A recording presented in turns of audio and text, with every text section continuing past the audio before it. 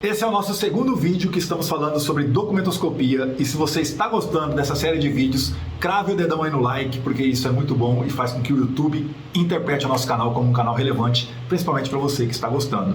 Compartilhe com seus amigos também, se possível, e se inscreva. Hoje eu quero falar sobre os conceitos de documentoscopia.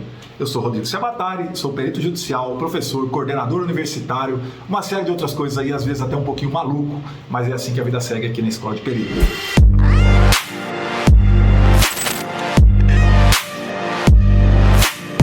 A documentoscopia, gente, ela também é conhecida como documentologia.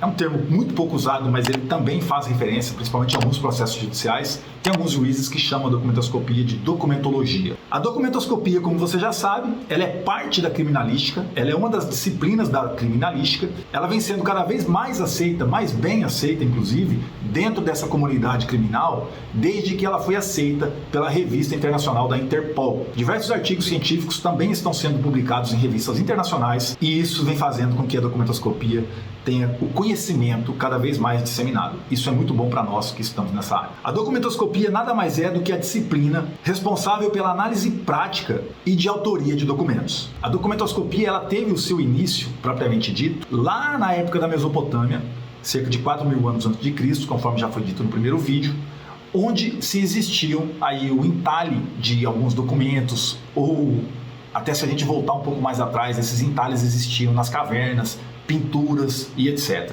Aquelas pinturas rupestres também podemos dizer que já são algum tipo de signos, né, onde o ser humano podia ali gravar os seus ideais, a sua manifestação ideológica. E quando a gente vem trazendo isso aqui para frente, já para a realidade, principalmente brasileira aí, ou dos tempos modernos, a população passou a fazer documentos de forma escrita, posteriormente de forma mecânica nas máquinas de escrever, onde o alfabeto ele era impresso mecanicamente nos papéis, onde se formava um documento.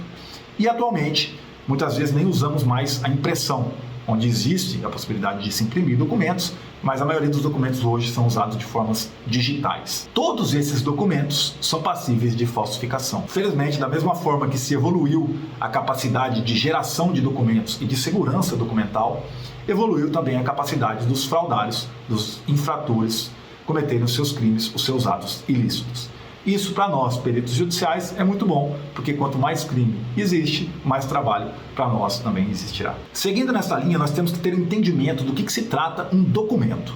E é sobre isso que eu vou falar agora. Basicamente, um documento é uma peça em que se registra uma ideia. Esse registro se faz, obviamente, muitas vezes pela forma escrita, mas também se utilizam de símbolos, signos, imagens, sinais ou qualquer outro tipo de convenção que seja capaz de haver uma comunicação entre duas pessoas. E o local onde se imprime essa informação, essas imagens, esse alfabeto, essa escrita, né, melhor dizendo, a gente chama de suporte dentro da documentoscopia. Então, o suporte é aquilo que recebe tudo aquilo que a gente está gravando de informação naquele documento. Na terminologia arquivística, que é uma outra atividade que não é criminal, mas que também lida diretamente com documentos, documentos para o profissional de arquivística é a unidade de registro de informações em qualquer suporte ou tamanho. E a documentoscopia, para a identificação dos possíveis crimes, ela se subdivide em algumas áreas. A primeira delas é a grafoscopia. Então, a grafoscopia, que analisa propriamente a assinatura, somente a assinatura,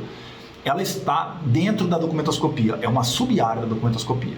A outra sub-área é a mecanografia, ou seja, se você vai analisar uma datilografia, que é através de uma impressão mecânica, existem diversas outras, estou dando aqui um exemplo, você vai fazer a análise pela mecanografia. Aí tem as alterações documentais, que são das mais variadas formas, e aí envolvem diversos e variados exames. Exames de moedas, de selos, de papel moeda, de papéis propriamente dito. Exatamente, o papel guarda uma série de informações que quando a gente vai fazer uma análise documentoscópica, uma das primeiras etapas que a gente faz é a análise do papel, de tintas, de instrumentos escreventes e assim por diante. Então a grafoscopia, que é o elemento mais conhecido aí dentro da documentoscopia, tem muita gente que pensa que são áreas totalmente separadas, mas não são. Ela está destinada à análise, como eu falei aqui anteriormente, da assinatura, mas não é só da assinatura não, eu quero fazer uma correção aqui.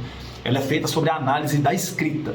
Tudo que for escrito se faz análise através da grafoscopia. Há alguns outros nomes para esse tipo de perícia, tem gente que chama de perícia gráfica, tem gente que chama de grafocinética, que é uma forma de análise. Tem gente que chama de grafística e eu já vi alguns casos de juízes chamando como grafologia. Esses nomes às vezes se confundem, mas se entrarmos no viés da palavra mesmo, na etimologia da palavra, a gente consegue separar todos eles conforme a sua especificidade. Muitas vezes, só para complementar aqui, um exame grafoscópico, ele necessita de conhecimento de documentoscopia. Aliás, na maioria das vezes você precisa entender um pouco de documentoscopia, da disciplina mãe, para que você consiga fazer um bom trabalho de grafoscopia. E para entender na prática como se faz um exame documentoscópico, é preciso que você entenda os parâmetros da documentoscopia. E esse é um assunto que a gente vai deixar para o nosso próximo vídeo. Eu vejo vocês lá, crava o botão no like e até a próxima.